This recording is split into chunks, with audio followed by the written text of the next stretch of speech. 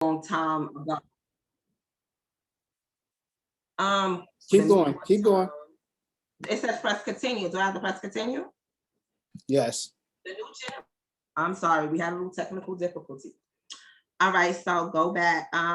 Society is relying on too much openness in a relationship. Oh my God, now we're going to talk about that too. Too much openness in a relationship, lack of communication, lack of time, investment, mother issues, and unfortunately pride. Well, I guess the show is over. You done hit all the points that I was going to say. Valentino, yes, you did. You hit it. Why did you have to shout me out? I'm shouting everybody out, sis. Shut up. That's when rent was $300. Okay, cuz we're gonna get into that too. What's up, Gina? Listen. So that was some of the comments on Instagram. Let me read some of the comments on Facebook. Some people said my parents would have been married 54 years this November, and they worked hard at marriage and no outside children, and my daddy respected my mother and family. So people have to work hard to see more results. Yes, he heard her. Okay, so you here for the ladies, Valentino? Yes, we got Valentino here for the ladies. All right, so now something he said. Now let's address what my cousin Lance that's on said. I hear that excuse a lot. A lot of guys are using this excuse where the rent was $300. I feel like that's like such a lame excuse. The rent was $300 and the wages was like $100. Men were making less money, and even though the rent was not that much, but also the wages wasn't. But the men did what they had to do, whether that meant take 2 jobs, take a job off the books, had a side hustle. They did what they had to do to be the breadwinners and provide for the family. I don't get this whole, the cost of living is more now. What does that mean? I see women in my own circle, me and in my own circle, that are living and taking care of ourselves by ourselves. I got 3 friends that recently just bought the home of their own, you know what I mean? Without any help of a man. So I don't want to, I'm really not sympathetic to all of this excuses about the cost of living is more. If you as a man are not making enough money, then you need to, maybe get a trade, do something. If women are making more money now, maybe the men need to go into some of the fields that the women are going into. But that excuse of they're making more money, we're making more money, what does that mean to me? I really don't understand that. So yes, Valentino said go to FedEx. And Danielle, you said, what does that mean? What does what mean? What are you asking? Pam says, say it again, Queen. Yes. So what he said, we also need to raise our young queens to be independent. I feel like we are. I feel like at this point, we always been independent. I feel like I understand that especially the Black family has been on an attack for a long time. And even with low wages and low income, like my grandmother, she didn't necessarily have a traditional job on the books. She was a seamstress, or she used to do housekeeping and stuff like that. Even when back in the slavery, where men were snatched up out of our homes and killed and hung and just taken away from the family, women stepped up and bossed up and did what they had to do to take care of their family.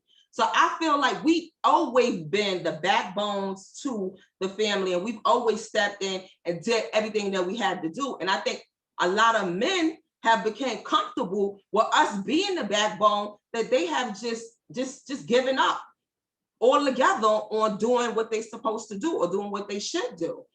So I think that's a problem. Somebody else, let's see what else they're saying. A reason to be lazy. Women have unfortunately allowed men to become too comfortable because there's this uncertain belief that all the good men are taking. I mean, do you want to take over this show today? You are preaching to the choir. I jotted down some little keynotes that I've spoken to people and I have came up with myself. And I don't know about anybody, but I know one of the main reasons why I'm probably single is because I'm fresh out of patience. Like, I do not have time. I do not have the patience that it seems to be required these days to maintain the relationships. I'm not saying that I'm perfect, and I'm not saying I got all of my shit together, but I do not have patience. Oh, somebody said cowboy culture. I cannot forget to read the comments on my other page too. I'm sorry. Yes, we are dealing with the coward culture. Any men out there that want to step up and speak up, this is your opportunity too. I tried to have 2 men on the show to hold it down, to give it to it from the male perspective, but you know, they're not here. So y'all can chime in. But for right now, I'm going to try to be fair. But I am also biased because I am a woman, and I'm gonna speak from my perspective and this perspective that I'm hearing from a lot of the women that I know. So I know in my situation, in my instance, I don't have the patience. Like, I already know what I'm bringing to the table. I know what I have to offer, and if you come in to deal with me, I have certain standards, which some may think is unrealistic. I keep hearing this shit that is unrealistic, and I want to know. I keep asking, like, what exactly is that I'm requiring that is too unrealistic. I feel like nothing that I'm not asking anybody to be a millionaire. I'm not asking anybody to draw my bath every night and everything. I feel like the stuff that I'm required of, on my standards that I have set is pretty simple. But I just feel like a lot of guys are just too lazy, that they're not committed. And another reason why relationships are not working. Oh God, Danielle, you are adding Paul. Sam used to come in on here. He must don't have time today. Yes, my boy Paul, we call him Paul Samuels. He's one of my friends, my guy friends, that we have debates behind the scenes, on social media every day, because he is a whole trip, and I'm just not buying anything he's selling. Somebody says, I'm patient, but I need to see your drive. When there is no drive and you don't have no goal or bringing anything to the table, then that's when I'm done. Right. So although I like to say a lot that I'm 26 years old, everybody knows that I'm not 26 years old. I'm not 26 no more. Maybe when I was 20 years old, or in my my early 20s or my late 20s, I may have had the patience to deal with a guy that had potentials. I don't got time for potentials right now. Either you got it or you don't. I'm all of that dating somebody with potential shit is out the window for me. So I don't know about how much the other ladies feel about that situation, but me, I'm not with it. I'm not with the whole potential stuff, because I know a lot of women personally that are married and are in married long-term relationships that are miserable as fuck. I mean, literally speak to me on a daily or weekly basis about complaining about their man or their husband. And a lot of course, boss chicks links up with boss chicks. So I got a lot of boss chicks in my life who get into their bag, handling their business, and they are the breadwinners of the family. This is one of the things that I say, I'm not messing with nobody that make less than me. A lot of guys, they get their drawers all in a bunch when I say that. And I don't know why, because even if I don't, that's my standards. If I don't want to do that, that's fine. And you could get somebody who don't mind that, but I do mind that. I, from my personal experience, see that doesn't work. I see a lot of women that say, money doesn't matter as long as he's working and as long as he's contributing to the house, that it'll work. And then they get into the relationship, and now they're complaining that this man is not pulling his fucking weight, and that they're doing handling the majority of finances. I know women in situations where the man is not making that much money, and they will tell them about other opportunities where they can make more money, and the man is just like, oh no, or make some excuses. Men have gotten comfortable with women being the breadwinners now, and I'm just not with that. I had a big debate on my social media on Facebook where it's a simple English definition of breadwinner. What is the definition of a breadwinner? And I got all these different responses. If you go look it up, Google, anybody could Google it, look in the Webster dictionary. It's simple, it's clean cut. And some men were disputing that, you know, a breadwinner don't got nothing to do with who makes the more money. And I'm like, are you serious? So, and where I come from, how I was raised that the man is supposed to be the breadwinner in the relationship, the breadwinner of the family, you know, the protector, the provider. I know a lot of women probably don't have the same values as me, and it's a lot of has to do with good. Hey, Paul has just came into the building, Danielle. This should be interesting. I came from a 2-family household. Although my mom, you know, my father was deceased. He got killed when I was a toddler. My mother was married 3 times. And all 3 of her marriages was with what I considered to be stand-up men that were providers and they were protectors. And they did what they had to do. You had to call him, Danielle. Oh, he was trying to ignore us. What's up, Paul? Somebody said, what if the man's being the breadwinner suddenly loses his job? Then what? Oh, Keisha, that's a whole nother situation. Now, we're being realistic here. If I'm saying I'm not starting a relationship, that's just like starting a relationship with somebody if that can't sexually perform. Like, okay, you're not going to start a relationship with somebody who cannot sexually perform. But if you in a relationship with them and something happening and now medical reasons they can't sexually perform, you're not going to just leave them. I'm saying I'm not starting off with me being the breadwinner. If God forbid something happens, you get ill, you lose your job, yeah, I'm not going to leave you. But there's also a time limit on you to recruit. Like you need to get you need to get another job. I've seen a lot of incidents where men lose their job and then they make turning in playing what they call that MP3s or what does they call that? PlayStation for a living. Like they have became comfortable with being the fucking husband, what they call it, the house husband.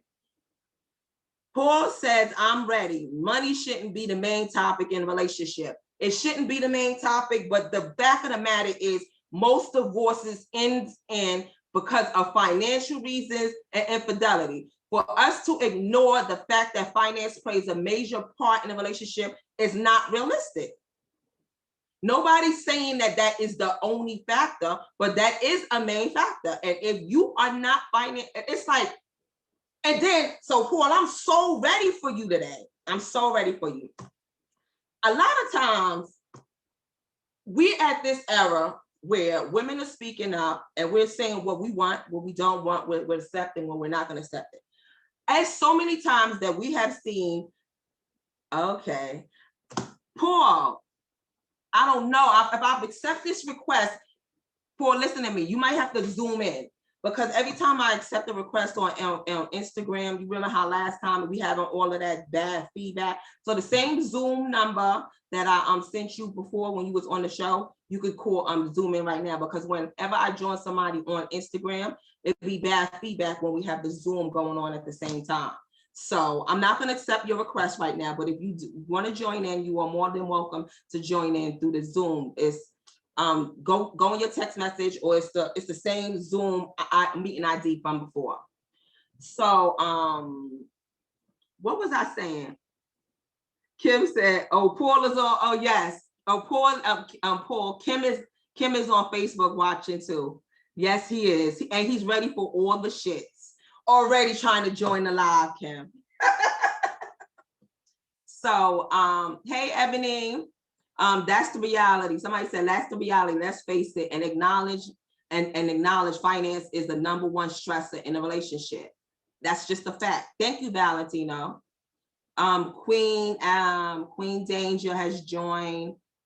What is that? Ness Newland. Hi, everybody. Yes, but I don't remember the shit. Oh my God. Okay. Don't nobody else do this. Paul, get a pen. It's 862-0466-7633. Anyway, even if you do try to zoom in, anybody else that's not invited, Paul, Mark is the one that has to approve it, so don't even try it. Again, Paul, do you got it? 862-0466-7633. So anyway, yeah, moving on. Oh, I'm so hot. Yeah, so for us to act like that finances is not a major part in a relationship, it's like being unrealistic. I know a lot of people that are, you know, underneath a whole lot of strain or stress in a relationship right now. A lot of women, that is because they are the breadwinners, and these men have got comfortable with them being the breadwinner. They like you. They actually be, you know, bragging about how much money that they fucking girl make or they wife make, and they ain't trying to step their game up. Somebody said Valentino said I need an assistant. Listen, I am a one-man army. I got this. I'm gonna do this. Blue. Yes. So anyway, back to what I was saying. Oh, some of the things I said is why I feel like relationships. My reason why I'm fresh out of patience. I said the lack of effective communication. Okay, Mr. Paul Samuels has joined the live. We can't hear you, Paul. Danielle, here we go. It says it's muted. I'm here. I was listening. I was going to listen. I know you was doing your thing already. Okay, no, you hear everybody. I want y'all to reintroduce Paul Samuels to y'all. He gets on my nerve. Kevin Samuels is his Messiah. He is one of Kevin Samuels' worshipers. Here we go. What do you have to say, Mr. Paul Samuels? About what? I'm listening. I'll tap in later. I'm sorry. Okay. So here we go. So we got a male. Danielle, listen. Danielle laughing. Danielle called me and Danielle be going back, and we be trying to tag team this guy right here. He gets on our last nerve. You know that nerve that nobody's supposed to mess with? Because I'm always right. And that's it. You heard what he said, guys? He said he's always right. This man, look, he's shrugging his shoulders. Have you ever heard somebody say that they always right? And this, he had the nerve to say that he is always the smartest person in any room that he walks in. Right. You need to turn it up. We can't hear you. The smartest person in every room. I'm never going to be the smartest, but I strive to be the smartest in every room. If anybody in your followers got a problem with that, there's something wrong with them. Well, your good friend Danielle, she the first one to have a problem when she said narcissist. He is a whole narcissist, and he's misogynistic, but he doesn't want to admit it. But anybody that say that they are the smartest person in any room that they walk in, you already know what type of arrogance we dealing with here. Okay. So when he said that, I said, well, if you're the smartest person in every room, how will you learn it? I don't want to be the smartest person in every room that I entered. I don't know about you guys. Oh God, why is it still? Let's get to the topic. I'm gonna show the people where my level at. I don't remember. I can't see any of the comments because your request is still up there. I don't. Okay, now we got it going. What you need me to do? You took back the request? Or is there any way you could take it back? Because this is like covering my whole screen. So you want me to jump out and come back? No, you're okay on where you at. But I'm saying on Instagram, it still has your request there. Anyway, we could continue. Okay. Dizzy Dom, hi Dizzy Dom, and everybody else who joined in. Somebody already saying he is not. You are not the smartest person in the room, I guess, because you're in the room too now, Valentino, right? That never spoke to me said that I'm not without speaking to me. That showed me how ignorant they are. At least. Everybody else is ignorant, but Mr. Paul Samuels. Tell me what I am. Paul, why you sound so low? Me? Why do you sound so low? I don't know, because I'm loud. Like you keep going in and out. 1 minute you sound fine, 1 minute you don't. Oh, I'm outside. I don't know if maybe that's why. I don't know. Okay, so I feel like it's a lot of lack of communication that's going on. That's why a lot of relationships is not working. I don't know. I'm gonna speak from a single perspective. I know a lot of times we're in this era where these guys don't even like to talk no more. Everything is texting. Okay, so now I can see the comments. Exactly. You don't want to be the smartest person in the room. You're not learning then, but do you? Okay, so that's one of the comments that someone has said.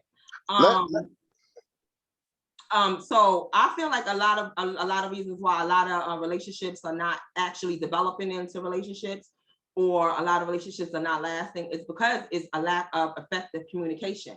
I could say firsthand for myself, I may speak a lot about money, but I really don't really have no money issues with dudes that think that, I hear some of my friends or some women saying how men, they meet men who men expect them to pay for dates or got problems with that. I really, thank God, I never had, these encounters with like money is an issue. Me and certain people do not vibe or doesn't make it out for other reasons. I know one thing I really don't like, and I feel like that's the thing, is the whole texting situation. I feel like we're in an era where people don't talk no more. Everything is about texting. You cannot get to know somebody through texting. But then there's it's a whole group out there who are developing relationships based on texting alone. They texting, hardly going out, hardly talking on the phone. Next thing you know, they're having sex. Next thing you know, they're having a relationship. Next thing you know, it's a baby shower. And you ain't even really have no decent conversation with the person. Danielle says she hated it here. Exactly. It's like, so I feel like communication is a problem. I feel like men and women, especially in our community, it's a problem between us. I feel like we're at war. Me, Paul, and Danielle, we always at war. It's like man this, woman this, man this. What we got everybody against us, and then we're against each other. I could bring up one situation, and then, like, for instance, we're gonna tap onto that, Paul. So another topic that was trending, like I said in the beginning, about the Sierra situation. And no, matter of fact, it wasn't the Sierra situation. There was this video that went around where this girl was talking about dress how you want to be addressed. And in that, she was on a podcast, and then in that little clip, Kim said, Paul, don't start smacking either. He ain't start eating yet, Kim. I ate already, so I'm good on this one.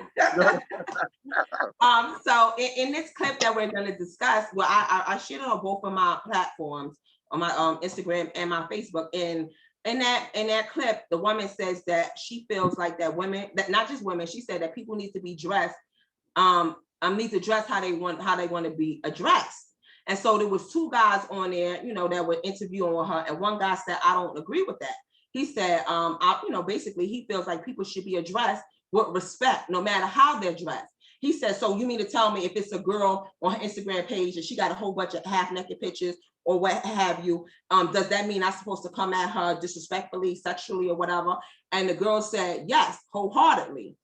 And then she goes into saying, well, if you see a guy, you go on a guy page and he's selling real estate, are you going to go on there and ask him if he's selling cars? So I reposted that, and I asked everybody, what did they feel about that? Do they agree or they don't agree? So I got, some feedback. So me and Paul, we always have our difference of opinion. So I did not actually give my take on it, because I had sort of like a neutral opinion on it. But I just wanted to hear what a lot of fellas would say. And I basically laid the blanket over the hole, because I knew all of my misogynistic friends were going to jump on there and say, yes, she's right, because she was talking about women. So then I flipped it on them. I said, okay, so does this rule only applies for women or does it apply for men?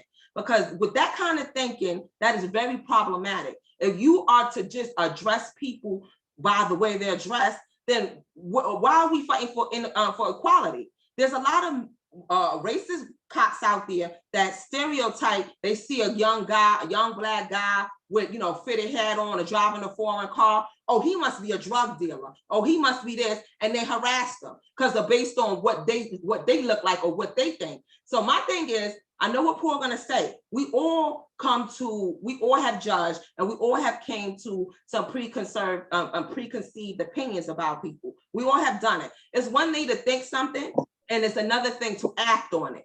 I could look at somebody and say, "Oh, yeah, he looks like, you know, he's in a gang." But am I gonna just like start treating him like he's a gang, like he's in a gang? No, until he, you know, does something or say something for me to know that he's in a gang, then it's just a thought in my head. So now I gave an example to Paul, and Paul still, go ahead, Paul, tell him how you feel about that situation. So I'm gonna give you a few examples, right?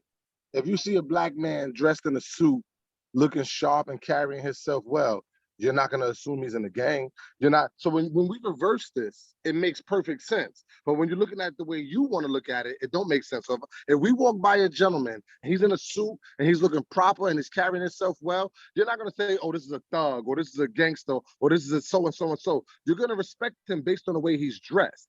So at the end of the day, if that's true, if we see a dude that's in, and we talked about this the other day lightly, thug attire, right? Because you talk about the way I dress. Now, the way I dress, I don't wear do-rags in the public. I don't wear baggy jeans hanging off my ass. Can I stop you right there? Of course who's wearing baggy jeans these days? Bro, these thugs are not wearing baggy jeans. I can pull up niggas I know and fuck with that still got on baggy jeans and shit like that. That's not even cool. That's not even trending. So thugs are not dressed in baggy jeans anymore. Let's say forget about the baggy jeans. You telling me you don't know niggas that come outside in do-rags fully wrapped? And I know working guys that come outside with do-rags as well. But that's when I asked you, what is the uniform of a thug? I would like to finish my statement, if that's okay with you. I drew an example with the dude in the suit. You're not gonna mistake him for a gangster.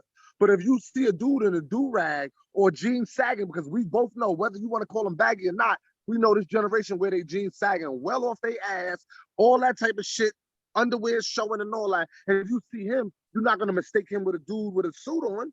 So at the end of the day, we know that the way you dress carries what you look like. When you go to a job interview, you don't wear your regular everyday clothes. Even though your everyday clothes might look nice and you might look decent and all that, you don't wear that when you go to a job interview. When niggas go to church, when niggas carry themselves in certain positions, they don't wear that type of shit. So to sit and act like that's not true is the case. And what Shorty said that day was, if you go on somebody's Instagram page and they're showing real estate on houses, you're not gonna hit them about a fucking car. That's a fact. If you go on a Shorty's page, a friend of mine once told me, right? It was a good friend of mine. Danielle know him, my friend Umi, one of the closest, oldest friends I know. One day he asked me about a dude, and I was like, yo, that's my friend. And he said, yo, bro, I've known you for 30 years and we've been friends. Me and him got the same title. And I had to reflect on that because he wasn't the same type of friend. So now, by saying that, I say this. If I see a girl that's dressed in naked shit on Instagram, camel toe out, titties out, da-da-da-da-da-da, and then I see a woman that's carrying herself with respect, a doctor who looks professional and da-da-da-da-da, you telling me when I look at these two Instagrams, they deserve the same exact amount of respect? Yes, that's exactly what I'm telling you. Then cool. You respect the nigga that got the suit on, and then you respect the nigga that's going outside with his pants hanging off his ass and his do-rag with the same amount of respect as your boyfriend, and see who treats you differently. See how that shit lands differently. See how they thought frames is different. So let me ask you a question. So should a bum that has no control on of how he can dress, like, should he be addressed or treated less than the person who is dressed in the business clothes? Or so when you see that bum, you don't move away, get a little space between you and him. But when you see that dude with the suit, you walk right past him without even a thought in your mind. Because I don't give a fuck what picture you trying to present. The reality is, if we see a dirty bum coming towards our way, we might not treat him with disrespect, but we might move out his way and give him a little room to go where he's gonna go. But if you see that dude coming at you with the suit, you're not gonna have that same effect. So to act like how that person is presented is not a factor. Huh? No, people are saying, who are you? I said, that's Paul Samuels. That's Kevin Samuels' little brother. Don't do that. Don't do that. Because what you're doing is you're setting off an image to these people that don't know me to think that I believe in everything a certain way. So whoever's listening, whoever don't know who I am, judge me on the conversation we having, tap in, get in the Zoom. People already saying you in trouble. Paul, Kim said, "Oh, you're in trouble." And this Kim said, but you can't wear a suit everywhere." No, I get that. So that's not what I'm saying. Let's be clear. And a lot of these people don't follow me, so they don't see how I'm dressed. I'm in a t-shirt. I'm in my Hold on, let me read some of the comments. Respect doesn't wear clothing. Respect is respect. How you respect somebody you don't know? You respect them on their presentation. Like how you? I don't understand. So I guess that's where we defer at, and I guess that's where we part ways on the road. You give respect to people based on what you perceive them to be. That's just like at my workplace. I treat everybody with respect. I don't treat nobody more respectful than the other. You know how some people at work, when the big boys come in, they start tightening up and they start doing stuff they ain't never been doing. And yes, sir, I talk regular.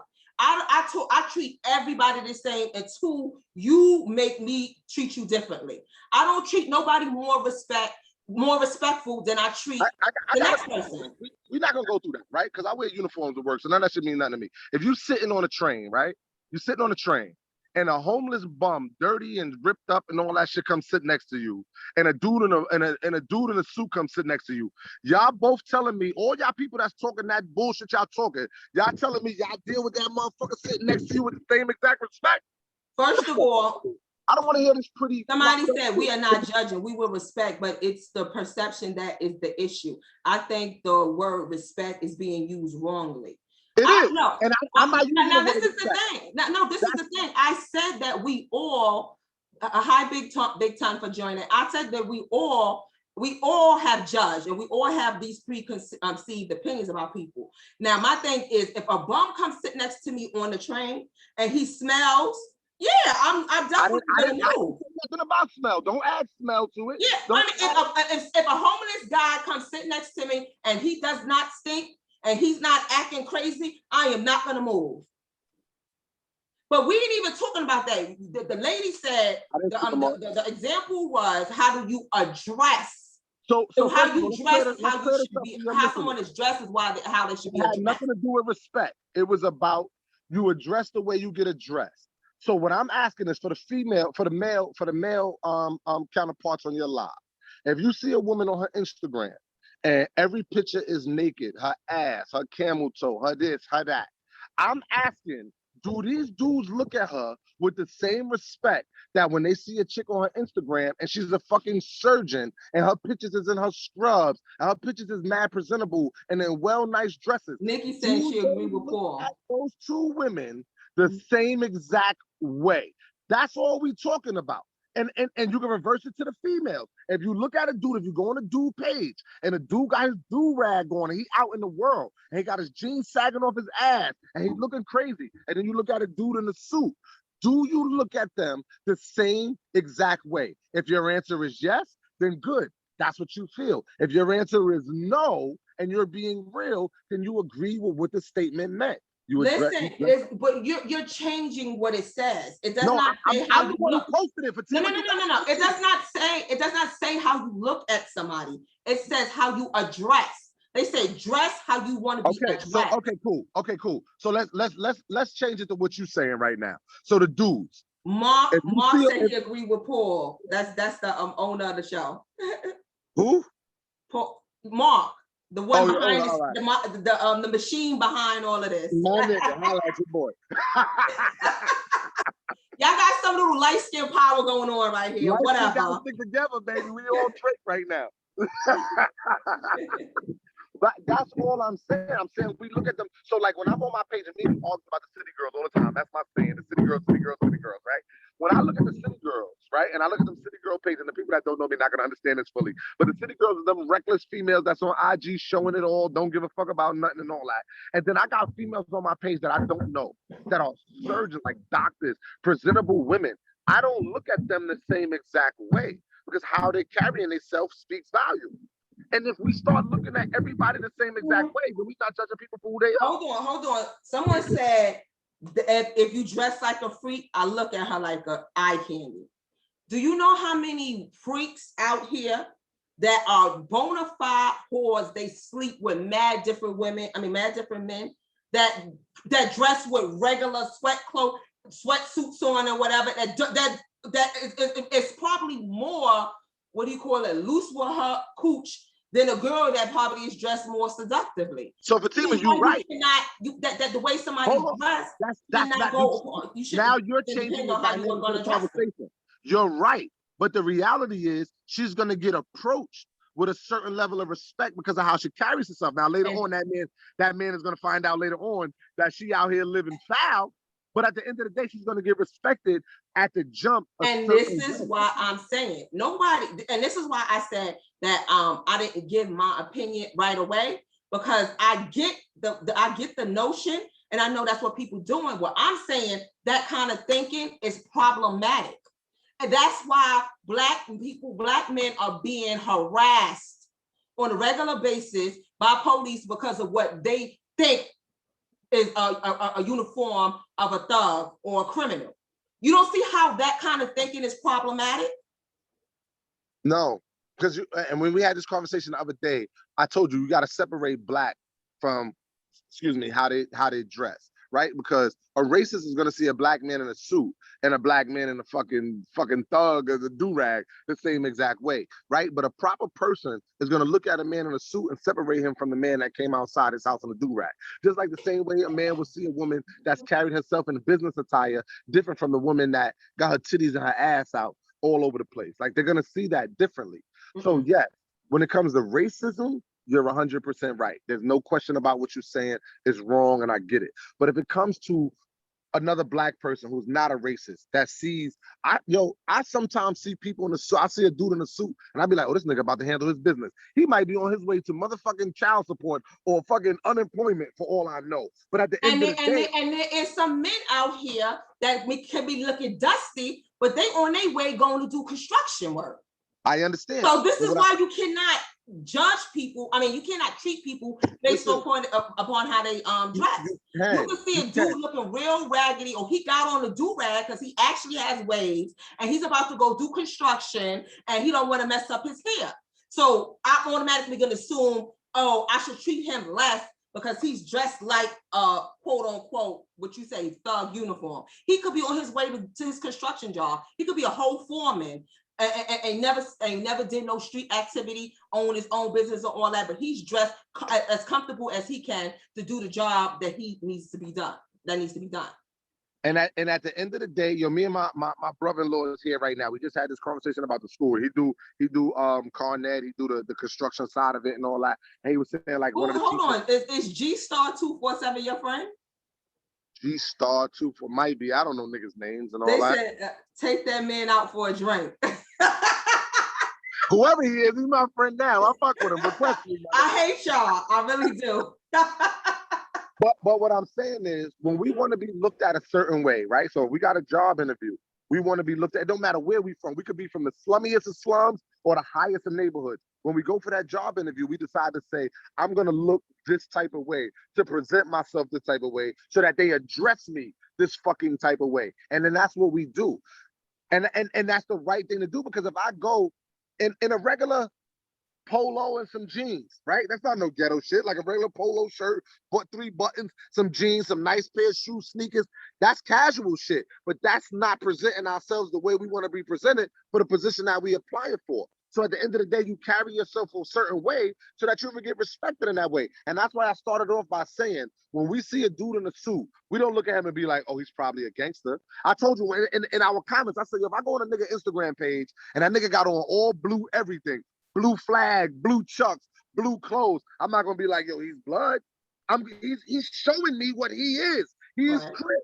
Now, whether he's Crip or not don't matter. The fact is, that's what he presented to me, and that's what I'm gonna believe he fucking is. So Nikki says, the one that was agreeing with you, she says there is a difference between addressing someone and judging someone. And this is the point that I think Paul is missing. I agree with you. I do believe that once somebody, what's up, Malik? I think that's Malik. That's homie from the last time. If it is, what's up, bro? Yeah, I think that's Malik. It's say Mo. I know, unless there's another Mo. If that is Malik, my Paul said, what's up? I I am one, like you said, I agree.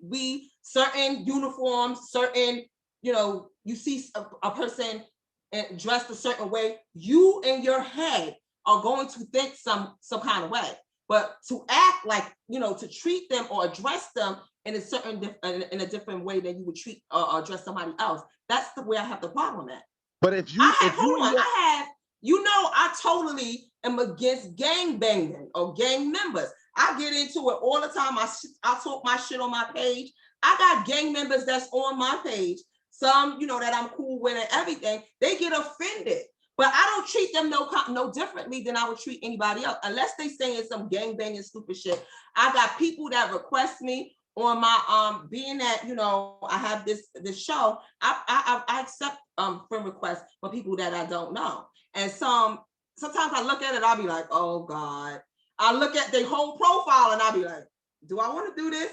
But I say, know what, Fatima, you can't do that. You can't judge somebody based on their profile pic. And I accept them until they say something or do something that's out of pocket. They're free to be there. Not on my page. Nigga, you come on my page and you look crazy, you're not getting in. Well, you're not running a podcast where you can't. I don't give a fuck what I'm running. But if you have a platform where you're actually trying to build a platform, you can't just have one certain kind of audience. You want all kind of audience on it. So that's the way I'm looking at it. So I don't want just I got you. So let's address Homegirl's statement, right? So with Homegirl's statement and what you said, how you I might fuck the words up, how you judge someone like in your own personal line. If you end up having to address them, how you judge them is going to show in how you address them. Because how you judge them and how you feel is going to reflect the conversation you have with them. That's the bottom line. So I'm not saying that, you see a nigga or a shorty, everybody's different. And I can speak for me. Like, when I see a shorty and she looking naked, I'm not gonna be like, hold on. So Mark, the owner / engineer, is getting on me right now. And he said, and that's why you be having stalkers. You know what I'm talking about? Yo, Fatima. He knows about all the little stalkers I be having. He like, see, this is exactly why. Certain people hit my page and I look at it and I look at shit and I be like, oh, I don't know, nobody that know her. I'm not accepting that request. You done hit me up. And you're like, yo, Tina, I see this girl requesting me and she's your friend too. Who is she? I'm like, she went to high school with us. Oh, okay. I don't remember her, but if you we gotta do some research first. We gotta figure this out. I'm not letting anybody through. And it's no disrespect, but all I'm saying is how you carry yourself is how you're gonna get judged 100%. Y'all all agreeing with that. But in a lot of cases, it's also gonna be how you get addressed. Like I said, when I look at the good women on my page and I look at the OnlyFans women on my page, I look at them differently. I do. If it's wrong and y'all feel like it's wrong, cool. But on my motherfucking page, I'm gonna separate the two. And I don't give a fuck how nobody feel about it. I'm sorry, I don't know if I'm allowed to curse. My bad. This is uncensored. You forgot? Right.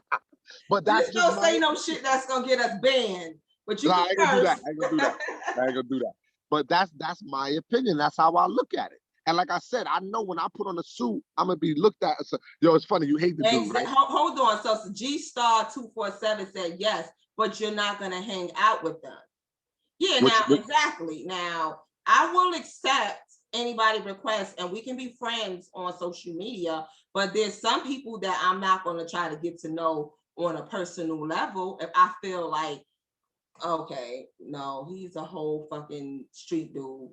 No disrespect to my street dudes, because I got a lot of street dude friends, but I'm just not trying to make no new street dude friends. You know what I mean? I got street dudes that I know all my life that I grew up with. That's my peoples. But as far as meeting new ones and saying that, yo, this is my friend, I'm not really into that. So let me say this, right? And this is it's on topic and it's off topic at the same time, and it's a beef that I had, right? So when we look at women, right? And I don't want this to be offensive to none of the women out here. I'm pretty sure it's gonna be offensive, but let's go. It might be. If we look I hate him. If we look at the camel toe thing, right? Years ago, You go back 10 years. That's not even a long time. You go back 10 years ago. A woman camel toe was something that was hidden, right? Even if you go back, and I might be wrong with these numbers, y'all women can check me, say 10 to 20 years ago. When we looked at weaves was like a hidden thing, right? When you looked at nudes, right? A nigga had to G you out of some nudes or some sexy shit. Like, that was the work that had to be put in to see a woman in a certain light, right? So nowadays, and this is what I mean by being addressed, right? So women carry themselves a certain way 10, 15, 20 years ago. Now, all of that shit is on social media. All of that shit is a click of a button. I can see bitches naked on Instagram. I can see I put a post on this a long time. I seen chicks pull their fucking tights all the way up to their titties so that they camel toe could show. You went out your way. Okay, so let me ask you this. Talk to me. So you saying that you think that it's sort of our fault, all right? I feel like it's just on the individual, on how some men address women, all women the same kind of way. Now you know me personally. Do you feel like I'm that type of person that'll be, I'll be with the shits with certain stuff, but do you think I'm gonna be out there on some horse shit or sleeping with somebody man or so let me tell you, if you are, it ain't on your Instagram. Okay, so this is what I'm saying. So the image that I'm projecting out here does not mean anything. I still got married men in my inbox trying to make me their side chicks. Right. So and you all the shit that I talk about cheating niggas, about side chicks, about what I'm not with, I still get on a daily basis that I know that dudes that's in relationships, they will post videos and pictures of their chicks, of their wife, and they still trying to holler at me. Right. And so I don't think it has anything to do with your image or what you gotta Some men just think that they can just get any woman to be with the shits. You got to understand that there's exceptions to every rule, right? So there's some niggas in this world, just like there's some females in this world, that look at all of the opposite sex the same exact way, right? So when we have these conversations... Hold on, somebody said the thirst trapper's been out. The internet brings it all out to the forefront. That's a fact. That's what I was just saying. But that's a fact. We'll come back to that. But we got to understand that men and women, there are some women that look at all men exactly the same way, and there are some men that look at women all the same way, right? And then there are some men and women that are just thirsty, right? So they're gonna roll a fucking dice. Like I call it fishing. There's some niggas that's gonna throw that fishing rod out there, and if you bite, I'm gonna wheel it in. If you don't, cool, I'm gonna go fishing somewhere else, right? So you can't compare those to the people we talk about, because when we have these conversations, right, I like to try to talk about, and this is a beef that we have, like I always try to talk about the higher percent, the more respectable people. That's why I always separate the city girls from the real women, right? And not to say that the real women are perfect or the real men are perfect, but we separate the two. So I'm not talking about the niggas that's gonna be in every single DM hollering at every single female the same exact way. Absolutely not. I'm talking about a man that has respect for women enough to know the difference between a city girl and a real woman. I'm talking about the women that have enough respect to know a hard-working man from a bum-ass nigga. These are the conversations I only want to have. And we're talking about somebody said you're more accessible and that's all it is. Who's more accessible? Instagram. I think you're talking about the internet. And if that's the case, that's not all it is. All right, I'm about to go off on you, G-Star. I'm like, who the fuck more accessible? All right. I'm going to say, hold on, Paul Samuels. I'm about to take this dude up top now. Everybody, and that's a good and a bad thing, right? Everybody's more accessible because of the world we live in with the internet. Everybody's more accessible. But if everybody's more accessible, it also shows you the mind frame and the personality of more people. And that's the problem I have. You get to see more of I kind of disagree, because some of these personalities are strictly social media personalities. Like, they really not really like this. You be like, you be seeing mad people tough that in real life ain't even about that life. So I really don't even think that. I think it depends on the individual. Anybody that knows me personally knows that I don't have no social media personality. How I am on social media is how I am in real life. But I could say that authentically that I'm like that. But for the most part, people are not like that. They have this social media personality. So let's connect that.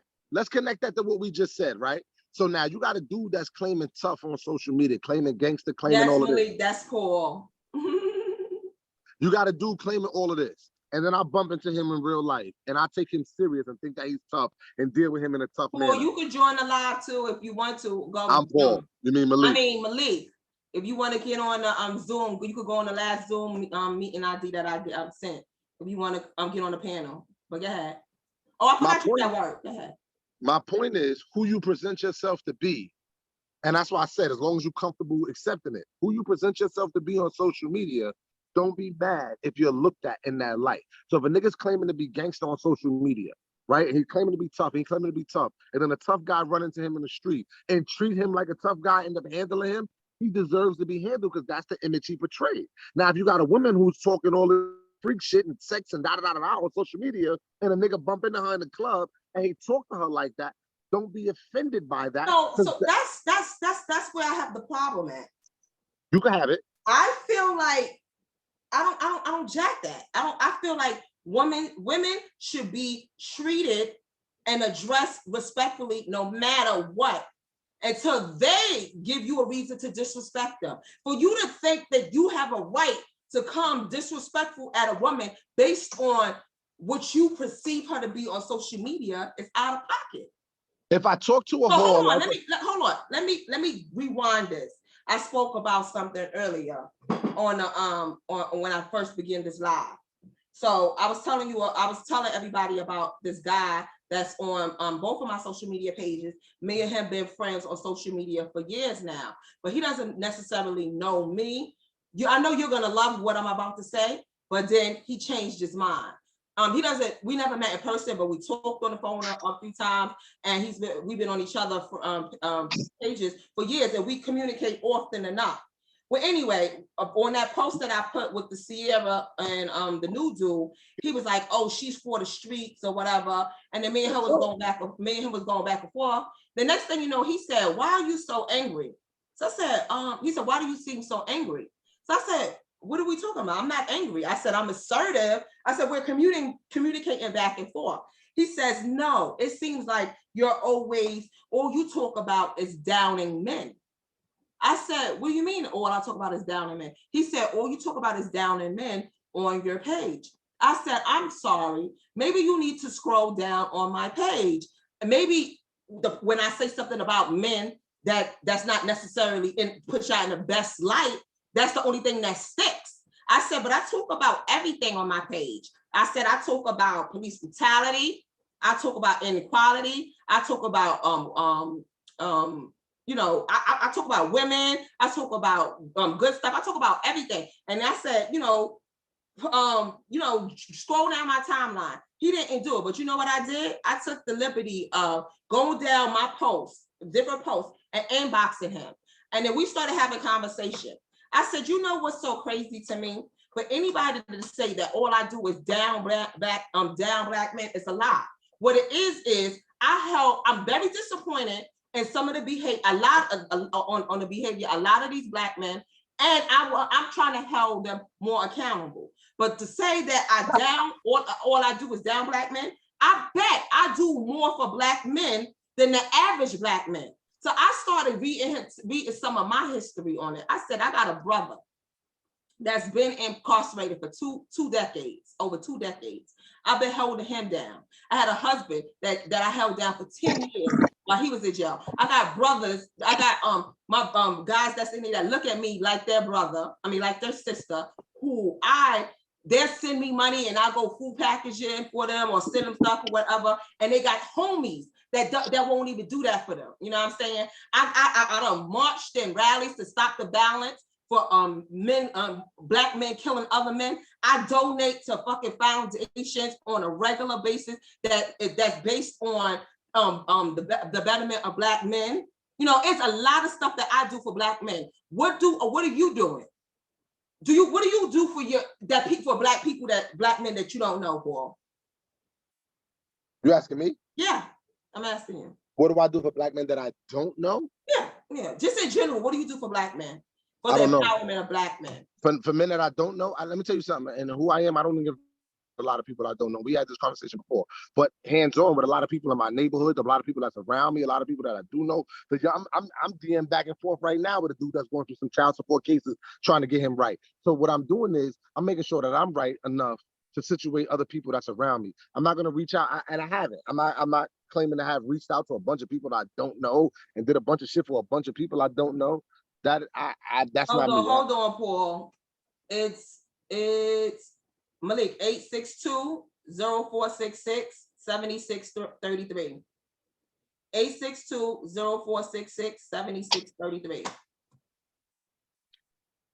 Now, as far as Black men is concerned, I'll be the first one when my job is hiring or I hear any other job is hiring and I know some dude is out on the street or some dude is not making enough money. I'll be the one to be like, yo, this is hiring, that is hiring. So the thing about it is I'm qualified and certified to say what I'm disappointed when what a Black No, man, you're not. what No, they you're doing. not. Because I also uplift y'all and trying to help y'all too. Y'all don't want to hear the truth. Y'all don't want to take no accountability. Yo, and the moment somebody say something, oh, you're down in Black men. But it's okay that y'all can down Black women.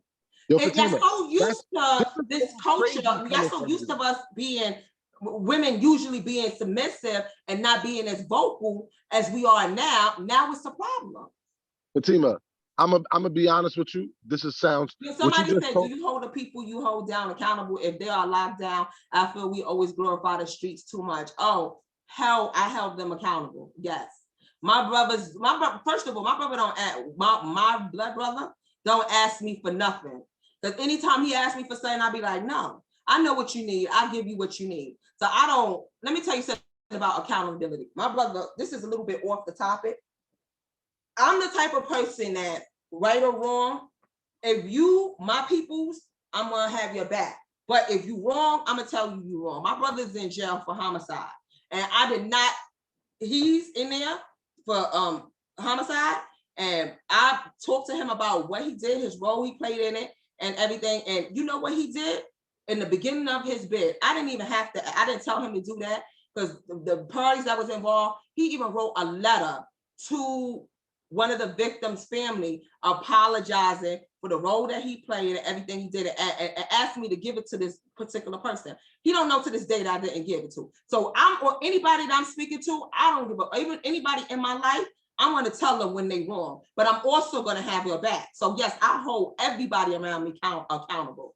I'm not going to just jack anything. If you wrong, you wrong. But I'm going to support you and hold you down. It's easy to tell a motherfucker their level of accountability, but when you're taking yours, that's a whole nother motherfucking level. So what do I need to take accountability for? Man, I can list a few things that we've discussed that I feel like. Nah, I'm not. That's not what this conversation is about. We're gonna stay on this topic. No, because what do we? Because the relationship. Let's talk about my failed marriage. Okay. When we speak about that, what I say, I take accountability. No, you didn't. You told me the nigga cheated, and that's why it ended up where it ended up. No, that's not. You know what's so funny? Because Danielle's on here. Me and Danielle just had this conversation the other day, and you know what I tell her? That at the end of the day, like when I talk to niggas about what they did wrong in relationships, 9 times out of 10, niggas be like, "Yo, bro, I fucked up. I did X, Y, and Z. I did this. I did that." When I talk to women about what happened with their relationship, they tell me everything a nigga did. They never know nothing about what they did. They never did nothing wrong. Everything they did was right. They know how to point out a nigga. Me and you had this conversation before. Me and Danielle had this conversation before. Women do not learn how to take accountability because women are the only people who blame a nigga for their actions. A man, any man, and a man can't come to me. I'm gonna be honest with you. No man can come to me and be like, "Yo, I did X, Y, and Z because Shorty did this." Blah, blah, blah, blah. I'm not even gonna hear no shit like that because as a grown up and as a man, whatever decisions you made because that's what you wanted to fucking do. So every woman that gives me an excuse that's dealt with a nigga, let's just deal with the first and the foremost fact. You chose that motherfucking guy. No, that's the problem. Oh, I'm glad you brought this up. Ooh, here we go.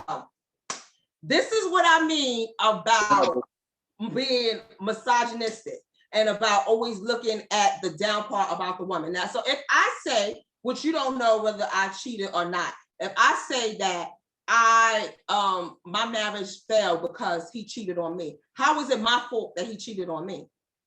I could think of a bunch of reasons. They might not be true for your situation until you tell me that. But at the end of the day, one thing I tell everybody, because a man, wait a minute. If a man cheat and you decide asked me to a leave question and you didn't let him, me answer. somehow it's your fault. If Some a way it man- got to be your fault. No. What I see, then obviously you wasn't listening, because I said most of the time when I talk to men and I ask them what happened, they be like, "Yo, bro, I fucked up. I made a bad decision. I did X, Y, and Z." But when I talk to a woman talks. She don't tell me nothing about what she did. She tell me about a nigga.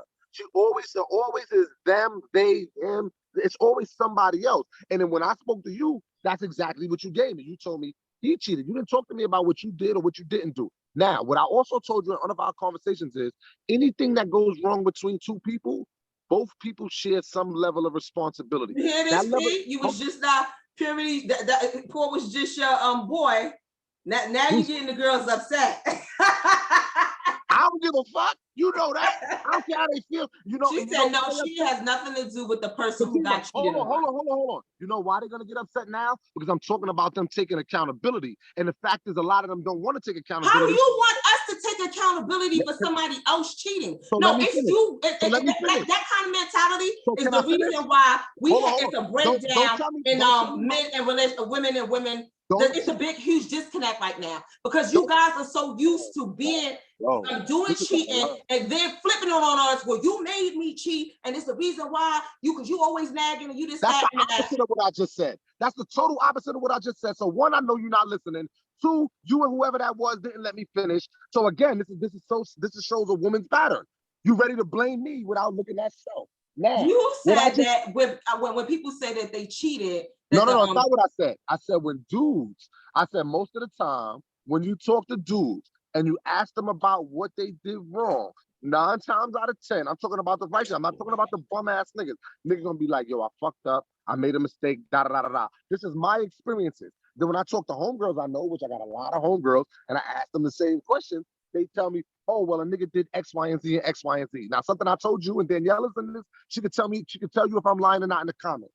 One thing I said is no matter what goes wrong in a relationship, both people have some level of accountability. Now, one person's accountability might only be 1%. It might be this small. And the other person's accountability might be this big. But everybody has to take accountability. So the first thing we need to do whenever something goes wrong in our personal life, whether it's a friend, a family, a relationship, you have to find out what's your level of accountability.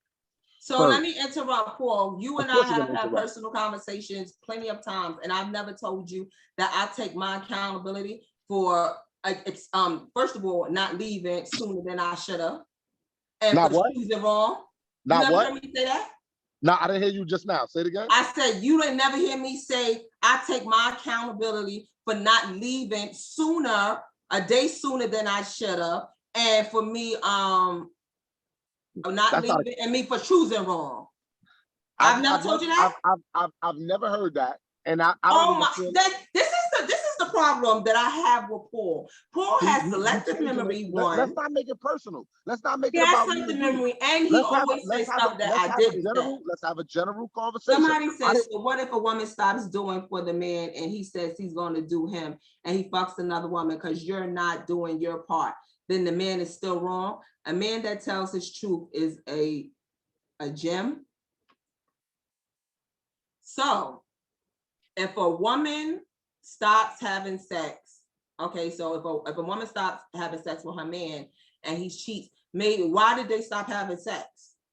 Because I'm gonna give y'all a little bit of two questions. See how hold on. Before you give a little bit, you see how it flipped back to the man already? That man just asked the question about what? That man just asked the question about if he spoke to his woman and his woman wasn't having sex and he cheats, is he wrong? Then the first thing he didn't say spoke. He said, so if a woman stops doing it for a man, he didn't say he spoke to her.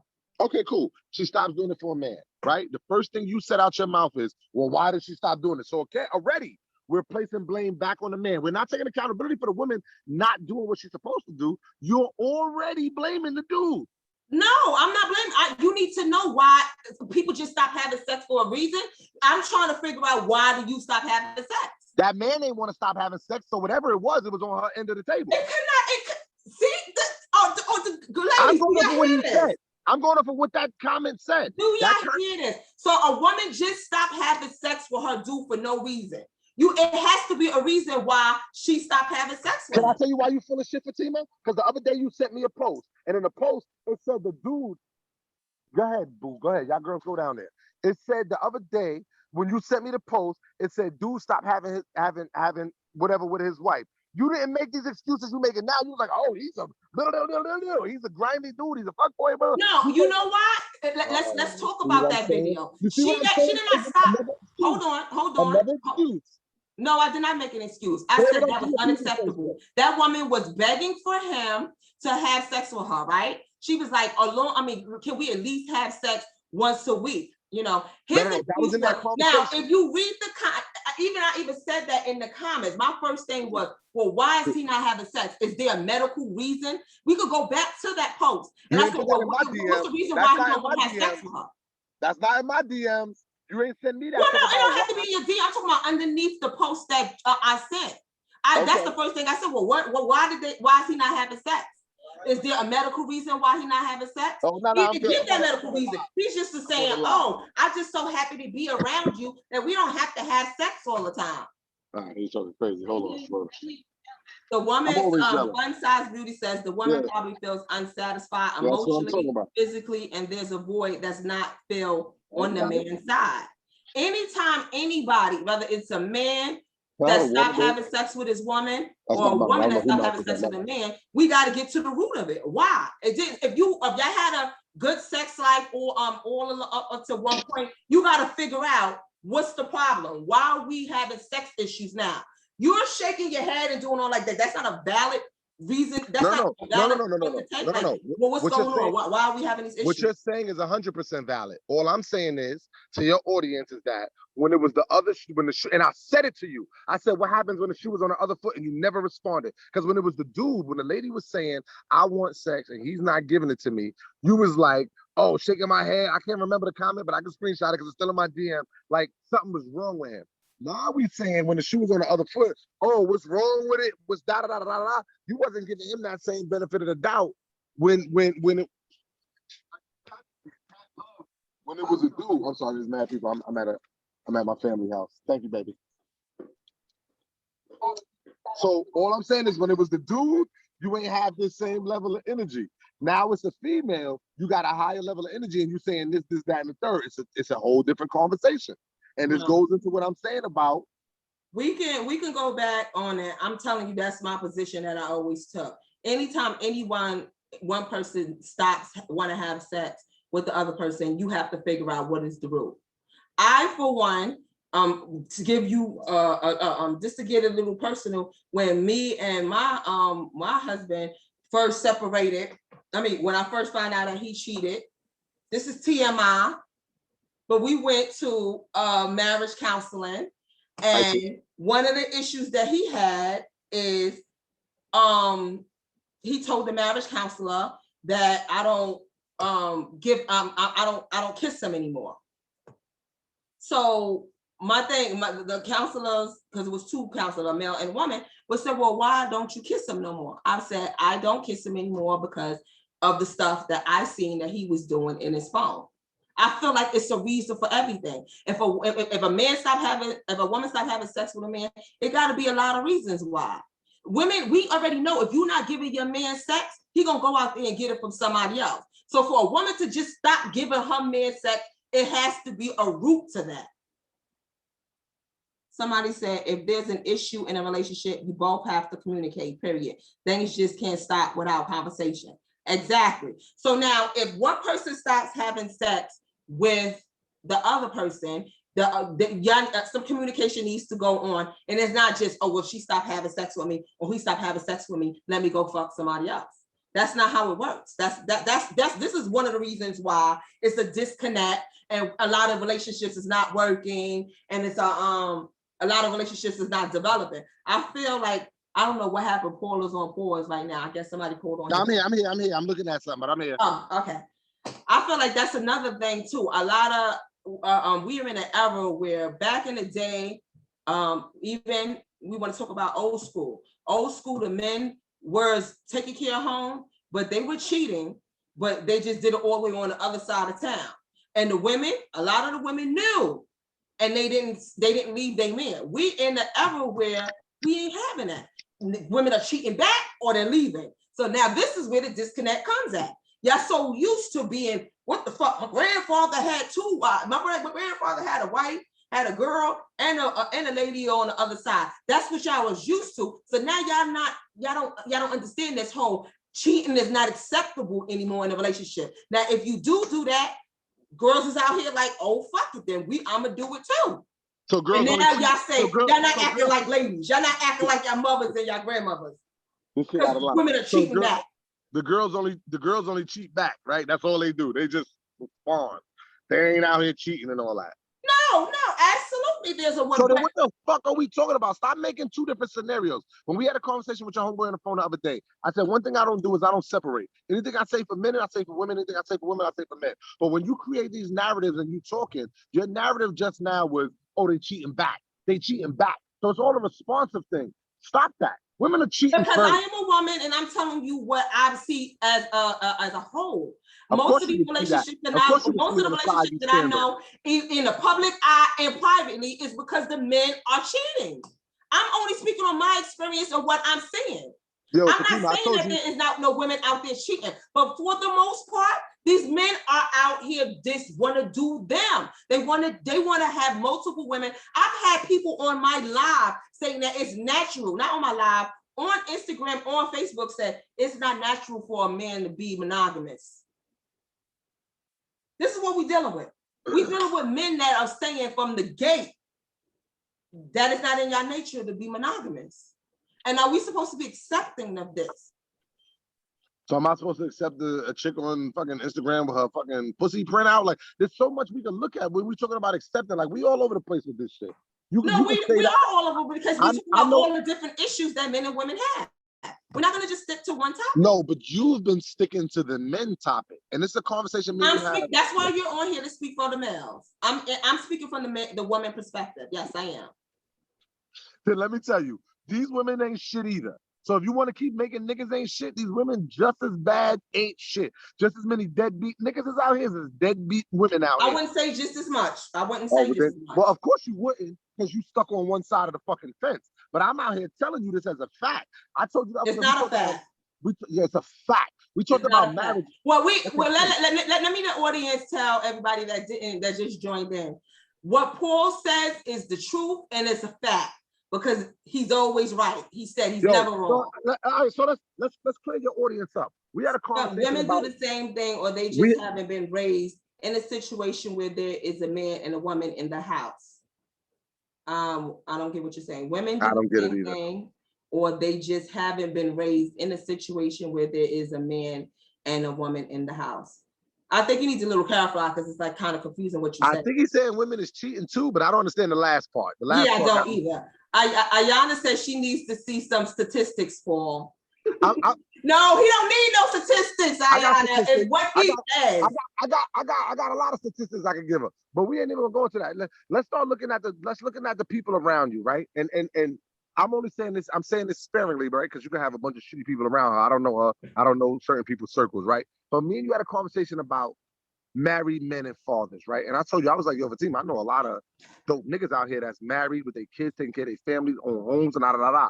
And you know what you kept bringing up? Deadbeats and niggas in unhappy relationships. And I'm like, yo, I know a lot of people that shit is not the case. Like, I know people on Instagram I can tag right now, Danielle. And I'm glad we got a third party. Know some of these same people I'm fucking talking about. Dudes under 40, married, comfortable, houses, families, kids. But when we speak to you, you keep talking about damaged relationships, niggas cheating, niggas this, niggas that, niggas, like, that's an unfair statistic. That's an unfair statistic. It's the truth. It's the truth. Even with the child support. To be fair, I could have got a bunch of women on there that saying that gave their story about their deadbeat dads, about their deadbeat baby fathers and how they took them to court and this, that, and the third. I got 3 men on there that I knew personally who went to child support and fought for their kid. So again, when people say that I bash men, it's kind of fucking weird to me when I have men on there that I can choose who I'm going to have on the panel. Did I not know your story before you got on there? We argued about my motherfucking story before I got on here. What did we argue about? About whether what I was saying was true and what your boy was saying was true. Yeah, we still arguing about that, and you were wrong because you said No, I was right. we Your was homeboy, arguing about whether he homeboy paid admitted for a it. lawyer or not. That's what we was arguing about. I don't like coming on your platform and you telling a little bit of a fabrication because when your boy was on here, when we done called spoke your to my boy on the phone, all three of us. Let that nigga tap in right now. Because when you called your boy said, yeah, that's probably what the case was. He didn't say that's probably not what the case was. He said what I was saying was probably the case. He wasn't 100% sure, but he believed that I was right. Pompey, if you're listening, you see this? Do you hear this? Pompey, whatever the fuck your name is, tap in, nigga. Tap the fuck in. Anyway, we didn't even gonna go back to that argument. Cool, because I'm right. The fact of the matter is, I give an opportunity. I don't never just be on here just trying to just make it a one-sided situation. Me and you talked about this on the side, and I had a problem with it. I said, yo, you gave us the opportunity. You got 4 niggas on your live that's telling you all the shit that they had to go through to be a good father to their children, fighting these women, getting custody of their kids, doing all that. I agree to both men and women ain't shit, but I do agree that men cheat more because they were praised to cheat. They were raised to cheat and celebrate while women had to be a wife and be a mother and had no choice, had no rights. First of all, black women are the least married group in the world. So she's talking about that they were raised. This is what he got from Kevin Samuels, y'all. No, this is what I Googled. This is what I looked up. And I told you, Fatima, I'm one of We not gonna go on your Googles. Your Google evidence that you sent me were very contradicted on the last topic. So we're not even gonna go there, okay? Yeah, because you Google one thing and then you Google something else that says it's totally opposite from the first thing you Google. We ain't going there. We're not going there, brother. They all have access to the same internet I look at. I know. I got a specialty homeboy internet. Them niggas can look up everything I'm saying. So she's talking about they was all wives. That's not the fucking case because the numbers state something different. So let's cover that up. We got men on here saying, nah, men definitely cheat more, but females get emotionally attached. You know why everybody says that? Because niggas is assholes with the way they cheat. And a woman says, but why we are the least married because we aren't valued. So the other women that's getting married is valued and y'all not. Who's the y'all? Oh, who's yeah. Y'all? Yeah, I've had some people in my DM that that'll be going back and forth with them too. And one guy particularly told me something about white other races of women don't carry on like how we carry on. He said he has a bunch of Spanish friends and he knows that they went through horrific breakups and stuff, and they don't be posting stuff and stuff like that the way that Black women do. You know what I did? I went to my Spanish women page and I screenshot some of their posts and I sent it to them. I said, but brown women is in the same struggle that we are in. So the thing about it is a lot of Black men always seem to value other women. Like it's like, as soon as they get successful, they gotta go get them some woman that is exotic or foreign or from another race. That's just what they've been trained to do to make it seem like you really made it when you got this kind of woman. Who trained them to do it? Like, I don't know, society maybe. So no, you talking about that's what I'm saying. So we talking about our ass by saying we trained them to do it. Who trained them? Let's be clear why. The conversations me and you and other females that's on here that I know have been having is about a lot of unrealistic expectations y'all have for men, right? So when we have these talk about one, what do you feel like is an unrealistic expectation? So I good. I was about to clear that up. Let's go through it. We're gonna get to the bottom of what is unrealistic that we are expecting of these men. Okay, ladies, are y'all listening up? Paul the Messiah is about to tell us what we are expecting as unrealistic. Shoot, let's go. So for one, right, let's be clear. When y'all women, a lot of Black women, let's just talk about our people, when they make this list of the nigga that they're looking for, they're making a perfect fucking list. They're finding out what's perfect to them and making it, right? So I'm going to give some random examples. Let's not hold these examples to details because each woman is different, right? So they'll say, I want a nigga that's 6'4", 6'2", dark skin. You got to have a beard. You got to Hold on. He said it's unrealistic to want a man that's 6'4". You know what? I didn't say. He's one of the leprechauns that's under 6 feet. So he felt some type of way when we said we want our brothers 6 feet. I'm under 6 feet. Okay. I'm under 6 feet. We want to dissect everything that he's thinking is unrealistic. But I'm also mad. So I did all right. Not 6 feet. Yeah. Listen, right? So no, I'm just giving you an example, right? So you're gonna say a nigga that's under 6 feet, gotta be dark skinned, gotta have a beard, gotta be in shape, gotta make a certain amount of money, gotta look a certain way, gotta dress a certain way, gotta drive a certain car, gotta have a certain type of job. Like we deal with all of the materialistic thing. If I ask, before I say what I'm about to say right now, if I ask most of the women on this shit what they're looking for in a man, those are the type of things of a list they're gonna give, right? But we get to some of those things before we get to loyalty, before we get to fatherhood, before we get to family, before we get to some of this other shit. Okay, hold on. So some of the women are stating what they want. They said emotionally available, financially stable, honest, trustworthy, and loyal. These are some of the things they're saying that they're looking for in a man. Cool. So now the women that's saying that, right? My thing is, and this is a conversation me and you have had 100 times, me and Danielle have had 100 times. If that man that's honest, financially stable, all those things that they just list, the righteous things that they just list, if that nigga doesn't meet their physical expectation, well, right? This and I'm talking about, I'm not, nothing about physical. Huh? This particular, she said emotionally available, financially stable, honest, trustworthy, and loyal. She didn't even mention any physical attributes. You're not listening. Let's try to listen. So let's say a man meets all of those categories that she just mentioned, right? Mm-hmm. Wonderful categories. But he's shorter or taller or chubbier or whatever than what she normally would like. Or he makes a little less money than what she normally would like. Those type of things are not meeting her criteria. If she's still readily available to deal with that man, then her list is not unfair. Her list is not unrealistic because she's willing to work on certain things to find a bigger level of happiness. So like when we talked about this with you, right?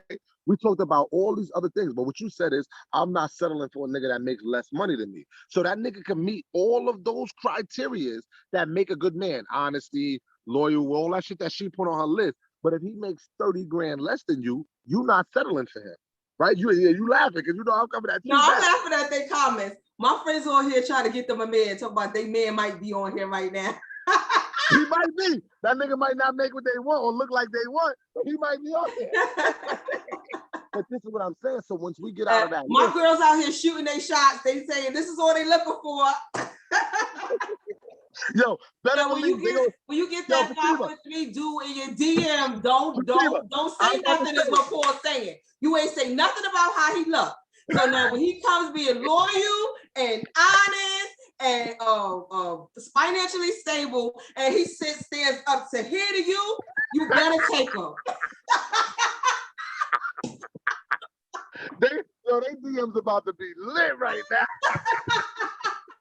I want to hear. Do not call me talking about Fatima. Your fucking show got all these weirdos, all these shorties and stuff. No, you the one putting yourself out here. That's what I'm saying. So like with no, she said no. I have to be attracted to him as well. Right, and that's cool. Like, don't get me wrong. Like when I talk about attraction, I'm not talking about an extremely non-attractive nigga at all, right? But what I'm saying is details, right? So if you like dark-skinned dudes, he fit all those criteria and he's light-skinned. If you like tall niggas, and he fit all those criteria but he's short. You know what I mean? I'm talking about. Let me ask you a question, Paul. Yeah.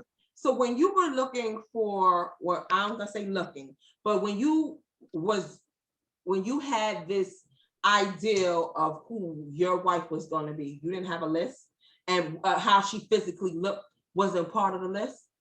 Did you say I don't care if she's ugly or you didn't say if she gotta be physically fit, I don't want no fat girl, I don't want no dark-skinned girl, I don't want this. Wasn't there some physical things that you would not be looking for even if she checked off on everything else? Absolutely, but those were not deal breakers for me. This is what I'm pointing out to you. Like, so when you talked about the money, that was a deal breaker for you. Like when I talked to Danielle, height was a deal breaker for her. These things are so small in comparison to what a man. No, you're small. If we are 5'5" and better, we do not want nobody 5'3". So cool. You could get you a 6'4" nigga that's gonna treat you like shit, and then you pick that decision. Or you could get the nigga that's gonna treat you like a queen, and he might be a little Okay, shorter. okay. So what is your list? Before, I mean, let's say you weren't married. What did your list consist of? I don't know if Danielle's still on here. I might get in trouble. My wife ain't Danielle, log on for a second, Danielle. So for me, right, I always like petite, light skin, long hair. I was well attracted to Spanish women. Like I had a list, right? And we talking about physical only, right? That's what you're asking me. I just want to answer the question right. We talking about physical only. That was my list. A little curvy, light skin, long hair. That was my thing, right? And at the end of the day, I've had dark skinned girlfriends. I've had black girlfriends. I've had relationships with women outside of that because they fit a bigger need for what I needed as a woman than what I needed physically. Now, I'm not saying I'm just gonna settle for the horrendous chick off the street. You know what I'm saying? But I'm willing to say, oh, okay. No, I didn't know I didn't know only meant physically. I said, what was your ideal for you never get to your list? Yeah, what was your list? And I mean, including character, the physical and just perfect. Like, what would you see how we be saying the motherfucker gotta have money, he gotta have this, he got that. What was your list? So I needed somebody strong because you see how I am, Fatima. I can't just have a weak chick. I needed somebody funny because I like to crack jokes. I needed somebody with personality. I needed a go-getter. I needed somebody because I had kids. I had a daughter already. So I needed somebody that was willing to deal with the fact that I have a child. I needed somebody who was willing to challenge me. Like I needed challenge. Like there was a lot of things I needed. Hold on. I just want to pause. Danielle, I don't know if you on here or not. You heard what he said? He needs somebody to challenge him. I said, this is why you love me, Danielle, so much. We challenge your fucking ass. Yo, bro, every day I'm thinking about deleting y'all. So don't every day y'all on the delete list. I just haven't hit the button yet. Yo, I literally told, because me and Danielle be talking about your ass in the sideline. She be like, did you send this to Paul yet? I'll be like, I did. What he said. I said, you know that motherfucker just like us because we challenge his ass. He ain't gonna say no boo-boo the clown shit. Well, I love it. Like, what? Hold on. I love a challenge and I love a debate because steel sharpens steel. Even when I feel like I'm right, just the fact that I'm thinking and I'm processing something challenges me. And that's why I said I couldn't deal with a woman that doesn't challenge me. You know what I'm saying? Because I don't want nobody that I'm just going to run over either. You see what I'm saying? But there were certain things that was on my list. Now, I'm not going to say that every woman I met everything that I wanted on my list. But yes, he was ready to delete us. You see this? Right, they laughing. Yes. Danielle, no, I'm ready to delete her in real life. No, that wasn't Danielle. That's somebody else saying that he was ready to delete y'all. Y'all have no idea the fucking smoke that be going on behind the scenes. With us three, period. Like it just don't make no. We be ready to delete you too. It's to the point where sometimes when he fuck with us, we be like, not today. I ain't got time today. Like I'm not with your shit, Paul. We'll look at the shit, won't even respond. Like, we'll address that later. I ain't got time for this for Paul today. I'm okay with that. But one thing I always try to keep it, and that's what I told Danielle the other day, and I told you plenty of times, it's fair. I don't believe in trying to separate, men do this more than women do this more than men. I don't try to put a number on that. If we all do it, then we all do it. If it's 60% men and it's 40% women, I'm not gonna sit down and break down that number. Fair is fair. Like we all live in that lifestyle. And all I'm saying is the world that we live in today, with the social media and the lifestyles that we live, it's a lot more fair numbers than what. Okay, so another thing we want to talk about the disconnect. So I know I did my little survey and research. A lot of women feel like they are not being appreciated by men. Is that some of the feelings that you guys are having from women? Yes, I believe that's true on both ends. I believe that. He's always going to say that, y'all. No. And I'm going to tell you why. I'll explain why. And let's talk about the women's side first since you brought that up.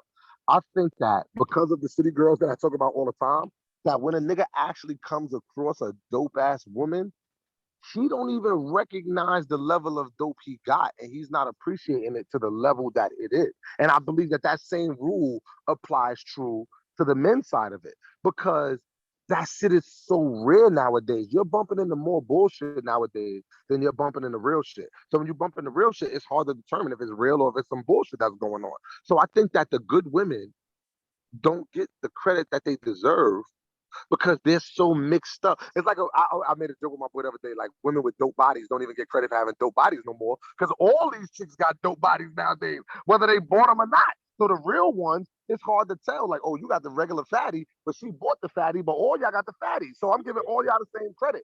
But the chick that's real is not getting the right credit that she deserves. But I think that shit reigns true for dudes. Like, there's a lot of dope dudes out here, like grinding, like that's doing what they're supposed to do, and they don't get credit. They looked at as squares and suckers.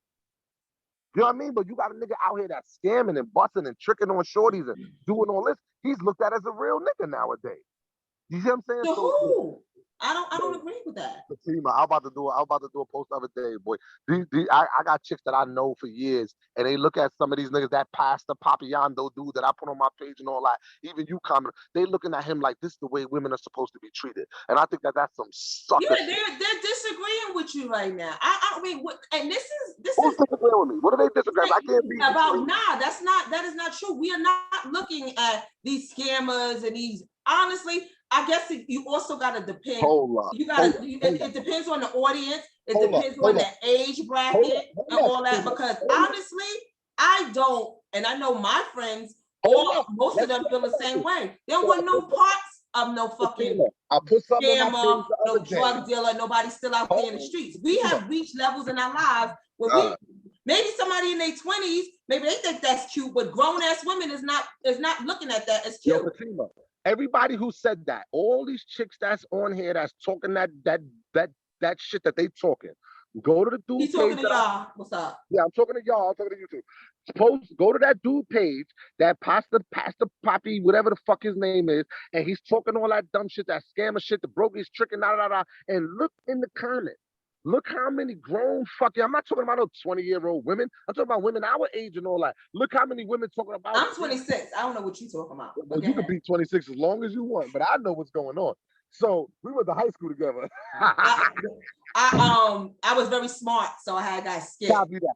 So you go on these niggas' page and you see all these grown women talking about preaching. This nigga's talking the truth. Yeah, they might be the one-offs. I'll give them that credit. I don't want to disrespect your audience. They might be the one-offs. But if they saying that it's only 20-year-olds and that I'm bugging, I'm going off of what I see. These are women that I don't know that I'm judging because they're putting their business on the street. You know what?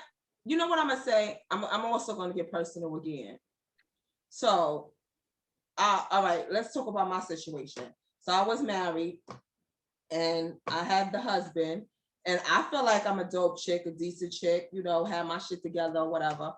Everybody that he was cheating with me on, was a bunch of low frequency ass girls that's in the projects. They sleeping with each other. They ain't doing nothing. They ain't got nothing going on for their life. They ain't got nothing going on. So now he's done relocated. So he's going back and forth from North Carolina to here. So sometimes we have our moments where we're talking good or whatever. And he tells me how the women in North Carolina are different. They are better. He says, Karima, if you want to, I'm so sorry. I didn't even give the number for people to call in. So those are people that want to call in. The number is 929-231-6415. Anybody that wants to call in, the number is 929-231-6415. Don't call in through, you almost dropped my live. 929-231-6415. So, short story. He starts to tell me about how the women in North Carolina are more quarterly women. They own their own businesses and houses, and they ain't this and that and the third, and they about their business. I said, so first of all, is the houses out there is more affordable, and everybody, is entrepreneurs out there. But who are you judging that on? He said, oh no, not you. We know you good. Oh, that was okay. That was what I'm saying. We know you good. I said, so you had somebody that was good, but you fucking was cheating on who you had that was good with a bunch of low frequency girls, and now you wanna judge at all the bitches that you was cheating on with all over New York. Let's make it make sense. That's the thing. People, a lot of men, you saying A lot of men could have a good thing and they will cheat or mess up their good thing for something that ain't even shit. And then don't want to take no accountability for it. Who are we at? Is that only men? Yeah. Yep, Oh, okay, that's only men. Men do that. Women don't do stuff like that. What the gentleman say? Black men don't cheat. Black women don't cheat. That's the campaign I'm going on now. Of course, because you're a man basher and a woman protester. But it's all good. If you think that that's who they said, cuz who is this? This is my cousin. I didn't even know who is G-Star. Yes, valid points. Yeah, so ladies, we're gonna go on this campaign that Charlamagne and them had going on. That black men don't cheat, black women don't cheat. My thing is this: y'all be having good thing. It's so many situations. It's this. I see it all the time, and like you and a lot of my homies. I have a lot of homies that have said that they had a lot of good girls, but that they fucked it up. And they was unfortunate to find out they done ran across more good girls than they ran across fucked up girls. They will admit that they done had their share of good girls, but they wasn't ready at the time or they fucked it up. But this boy, Paul, he will never admit to no statistic like that. It's hard out here for women. It's for us to find good women, good men, but it's easier for a man to find a good woman out here. First of all, it's more men. It's more women to men. So y'all got a better picking than us in the first place. Then start picking fucking right. See, this is what I don't like. This oh my God, he's back to we picking right. Now that when we do have our standards and say we don't want this kind of guy, that kind of guy, then you saying that we're being unrealistic and that we need to lower our standards or we're gonna be single. So you can't have it both ways. Either we need to start picking better, which you're trying to promote, and now that we're picking better, you're saying. When we start to pick better, it's an issue. But then when we don't pick better, and we like, he got potential, or we're gonna work with him, and the shit don't work out. You still say it's our fault. Well, if you start picking a man for who he truly is instead of what he has and what he looks like, you'll end up with better fucking men. Somebody said the disconnect comes from both sides. Men not realizing that the black woman is the only woman that will understand who and what we are and can relate. Black women want their cake and eat it too. That's a fact. Okay, Malik, now I'm about to delete you off my friend list. That's a fact. That's a fact. But also, one thing I say all the time, right? Women want to keep saying niggas ain't shit, niggas ain't shit, niggas ain't shit, niggas ain't shit, right? But every nigga that wasn't shit that she ended up with, she personally chose. She made a decision to be with. One last statement Paul said. Hold on. Because there are women that are happily married, happily in relationships, doing fucking well. And they chose those niggas. So if you chose 10 niggas back to back and all them niggas wasn't shit, I'm gonna say it's you, partner. It ain't the niggas. Hold on. Let me say one thing. I don't want you to get too excited about this. I will agree with you on one part. About the whole, this is why I'm on the type of time I'm on. At some point, you got to start saying, wait a minute, I am choosing or I'm fishing in the wrong pond. I see a lot of girls that got 3 to 4 fucked up baby daddies. Mm-hmm. And they be saying, he ain't shit. I'm like, sis, at some point, like, how do you keep on choosing baby daddies that ain't shit? Same thing with me. I don't got a whole bunch of stories or whatever, but when I have my boyfriend reveal, I hope he be solid. You know what I'm saying? I'm choosing wisely. Me, I've been single for 4 years now. I'm not jumping in no relationship because I want to make sure what the next move I make be my best move. Some of these people just be jumping and choosing the wrong one. And I look at where I went wrong at, and I changed my fucking formula. I don't even date nobody that's like my husband. I do think that women do have this type that they keep on. Yes, my boyfriend reveal. I think sometimes these women do have a type and they keep choosing the same type of men and then having the same complaints. So I if will that's get true, right, then I agree with you. I agree with everything you just said. But if that's true, then we got to stop making it. And that's why I had the conversation with you and Danielle and the friends I have with about accountability, because we got to stop making it about the men. So yes, let's just say there's a lot of or red to the boyfriend reveal party. let's just say there's a lot of ain't shit niggas out there. Let's agree to that, right? There's a lot of ain't shit niggas out there. I know some. Oh, say that louder, because I ain't never heard you say that. Stop lying, because I've had this conversation. Hold on. Everybody listening, what you said, Paul? That there's a lot of ain't shit people out there, male No, and see, female. now he's changing it up. Now he's changing it up. But for this conversation, we're gonna say men, right? There's a lot of ain't shit niggas out there, and that's cool. I get it, right? But at the end of the day, every woman that gets with a nigga, is her responsibility to feel this nigga out properly before she gives herself or her relationship or whatever she's gonna give to that man. If you chose that man and he ends up being an ancient nigga, then there's a problem with your decision making. Just like if you choose a career that's an ancient career, that's your decision. Believe laughing at your ass too. You heard him, right? It's documented. We got you, Paul. I would never hide the fact that there ain't shit niggas out there, because I could call a couple niggas in my phone right now that ain't shit. You know what I mean? But at the same time, I believe that there's ancient people. So I believe there's ancient females and ancient men. But we're gonna talk about the men, because that's what this conversation is about right now. But at the end of the day, you have the option of saying, nah, I ain't fucking with this ancient nigga. Nah, I'm not fucking with him. Or you know what? Let me learn more about him personally. Let me learn more about how he handles situations. Let me learn more about what his family statistics is like. Let me learn those things before I get involved. But the problem is we not learning those type of things. Then you falling for an ancient nigga. Then he becomes an ancient nigga, and now you're gonna say, "Oh, all niggas ain't shit." No. Well, let me say this, Paul. I do know that sometimes, a lot of times, both men and women, but I'm going to speak from a woman's perspective, that a lot of times men send a representative. Like, for me, for instance, I don't be telling what kind of, when I meet a guy, I don't be telling them, they be like, oh yeah, so what kind of man are you looking for? What are you looking for in a man? So let me I got you. And I heard this story all the time, and I've had this debate already. So right now, if I go apply for Taco fucking Bell to be a cashier at Taco fucking Bell, you don't think that Taco Bell, hold on, having a whole debate out here. Wow, what's up? You need to turn the lights on. I just see I want to see your yellow face. Huh? You can't see my face because it's dark outside. I'm outside. I'm in the yard. You can't be yelling at me, right? So if I go. Yeah, he outside, so his wife don't hear him in here lying. No. I'm at the in-laws crib. I got a family here, and everybody's inside. The kids are inside, so I'm in the yard. Okay.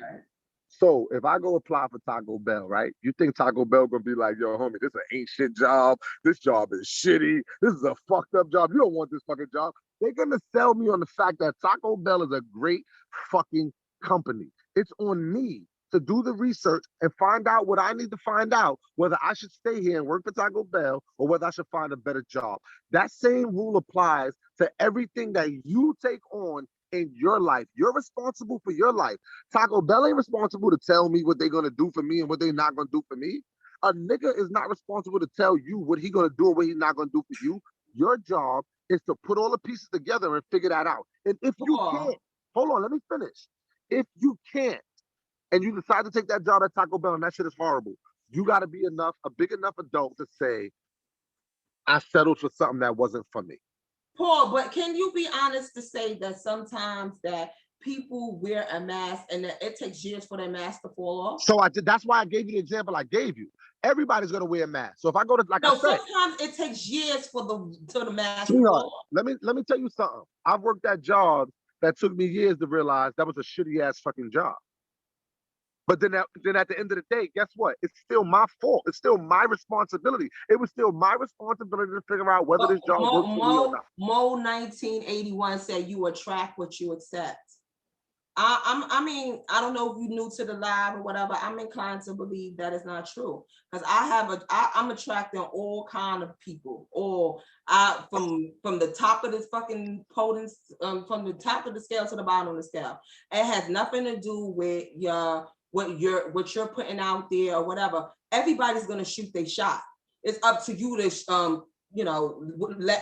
accept what some of the shots or whatever. But I really do not feel like is what you are putting out there. I just not gave an example about I go hard on, you know, cheating and all that. And I got married dudes that know that I'm so against that be trying to holler at me. So it's not about what you're putting out there. I'm putting out there that I'm not for that, and they still trying it. I think that people are just going to try what they can try. And I even had one of my homies on the phone today that was telling me, he was like, sometimes it's all about conquer too. Like you was a strong woman for team and you got all these views or whatever. And some men is just gonna try you to knock down, say that they conquer you, or she said that she was about this and all that, but I got through to that too. So sometimes you have the best image out there, and you still got creeps that's just gonna try to say what they could say to do what and to do what they do. It is necessary to get you. But that part of the argument is irrelevant, right? Because it don't matter who comes your way. It don't matter what crosses your path. What matters is what you accept into your world and not. And that's why I gave you the examples I gave you. Like it's not up to them to tell you they ain't shit. It's not up to them to tell you that they're the greatest nigga to come across your world. It's up to you to see who this person is in your world and where you're going to place them in your world. And when you make that mistake, it's up to you to take responsibility. And when you're right and you find that perfect person, it's up to you to take that accountability and say, oh, I did the right thing. See, that's the thing. Like if you chose the right dude, right? If you found a dope dude and he fit all of your criteria, you're going to take full responsibility. He can't be 5'3", Paul. I'm sorry. I don't give a fuck how much you advocate for the short brother. I don't care about that. I'm not doing it. I'm 5'3". But all I'm saying is, if the right nigga came into your life and you chose him, he fit all your criteria and you chose him, you're going to say, yeah, I know how to pick. I picked a good one. Boom, boom, boom, boom, boom, boom, boom. But when the wrong nigga come in your life, you don't sit and say you picked a good one. You say, oh, niggas ain't shit. This nigga had his representative. He did this, he did that. And that's where the accountability comes in. And this is the problem I have with a lot of the women of nowadays. They're not taking the accountability for the mistakes and the bad situations that they put themselves in. I don't give a fuck if the nigga presented himself as Barack Obama. So can I ask you a question? Yeah, talk about it. What accountability have you said about men? Same thing. So good. I'm glad you brought that up. When we was talking one day, and I told you I have a bad situation with my first BM, and you asked me, you was like, yo, Paul, well, what about that? I said, yo, Fatima. And that's the same day I took accountability too. What you saying that you don't remember me ever saying that? All right, cool. We'll give you your credit after if that's what you want. But you asked me a question, let me answer it. What I told you was I take full accountability for my bad decision with that person, because even though I was young, I was running around like I was grown. So if I'm gonna act like I'm grown, then I needed to make grown decisions. And if I made a bad grown decision, then I have to deal with the consequences of that. I can't say, oh, well, bitches ain't shit. These bitches, these females, that, and the third. No, I made that decision and I gotta live. Nikki, I'm gonna need you to get off this live. Thank you. You're no longer needed here. No, I'm just playing. Cool. We got another Paul supporter. He's like, no, I agree with what he's saying. We don't need nobody agreeing with him because his head gets so big and he starts saying, I told you I'm always right. I told you I'm the smartest one in the room. I'm always the smartest one in the room. But what I'm saying is, I know when I need to take accountability as well. I know when I made a bad decision, and I'm not going to blame my bad decision on the female or on women or on the other people around me. I have to live with that bad decision, regardless of however it works out. I got to live with that decision. So I got to take responsibility for it. And all I'm asking is that women do the same. If you choose 4 bad niggas back to back. Oh, they said he's right on this one. Yeah. Let's be clear, right? Let's be clear. All right. I can't get no love. I can't get no love. That's all I'm saying. And if we start doing that, right? So here's a conversation I had with a close friend of mine. If something goes wrong and you don't take accountability, you never get to reflect on what went wrong and make the changes amongst yourself. But us as a culture, right? Forget about male, female. Us as a culture, Fatima, we got this defense mechanism where them niggas was fucking around and them niggas did some bullshit. We are the king and queens of blaming them niggas. Oh yeah, no, we don't like to take accountability. So when we do that, right? Say I did something wrong, but I say you did it. I put so much of the blame on you that I never had the opportunity to reflect on myself and make change. So I don't believe in blaming somebody else before I find my accountability first. I might still blame you later on. Like, we're gonna discuss your shit too. But let me go through my shit first. Let me address where I went wrong. I've always said that in a relationship, there may be one culprit that did the most, but there's everybody played the role. Somebody and both parties played the role in the demise of the relationship. Whether it be what they accepted, or whatever. Like, I took my responsibility for the role that I played. So I do believe that. Like, even not, I mean, this is off the topic, but in any situation, I always be like, yo, let's say, one of my people's men, try to come at me. I know the first thing I start feeling bad. I'll be like, oh no, what the fuck? I'll be like, what kind of energy am I putting out there that he think that I would be with that type of shit? Even though he might just be a fuck boy and he doing some fuck boy shit, immediately I start looking at him like, what the fuck did I say to him? What did I do around him? Why would he think that I'm with the shits like that? So I always look at what is it that I did wrong. And then after I look in and look, I'll be like, okay, maybe no, maybe this motherfucker is just fucked up. But I first originally always, and I think a lot of women do that, even with the cheating. That's why a lot of women stay in relationships. They start looking like, well, I don't cook that much, or I this, that, and the third. Women start looking for reasons why the man is being have all these infidelity issues, and that's why a lot of these women stay. So for you to say that we don't take accountability, I think we do. No, I don't, but all right. All right, guys. So both of these phones is about to go dead. I want to thank everybody that joined in, or everybody out there in Sador land that's listening on the radio station, everybody that's listening in on Uncensored, on the IG page on Uncensored, and on Brooklyn Fatima, and on Facebook. I appreciate everybody for chiming in. Again, anybody that came in late and that wants to rewind the show, it will be uploaded to the Sador Radio YouTube page directly after the show. So you guys can look at the show, share it, tell a friend to tell a friend. We on every second and fourth Sunday of every month, live on all my social media pages and on the Sador Radio station. For those of guys that sometimes y'all at work and y'all cannot listen in through Facebook or Instagram, y'all need to download the Sador Radio station. You go to your local app store in your phone, and then you type in Sador, the SADIOR radio station. That's the station that broadcasts this whole podcast. So you go on there, you download the station. So even if you can't tune in on social media, you can listen and tune in through the station. So I want to shout out Mark, Allen 5, and everybody else in the Sador family, everybody that's listening out on Sador land and Facebook land and Instagram land. Shout out to all my people that's always supporting and come on here and chime in and share my page. Share the post. I love y'all. I appreciate y'all. And guess what? Oh, my homegirl just made me realize that it's on next show will be our year anniversary. June 13th last year was our first show, and next show that we doing will be make a year that I've been on the air. So I don't know. I'm gonna be in Atlanta, and I'm supposed to be having going to a family cookout, but I'm gonna see what I can do to celebrate the our year anniversary. So thanks for everybody that's been thugging it out with me for the whole year. Paul so rude. Paul left, ain't even say goodbye to everybody, but I'm sure we'll see him again. Mr. Paul Samuels himself, the man that's always right and the smartest one in the room. Shout out to my boy. I love him, even though he get on my last motherfucking nerves. I love him though. So everybody enjoy the rest of y'all Sunday, and I'll see you guys in 2 weeks. Bye.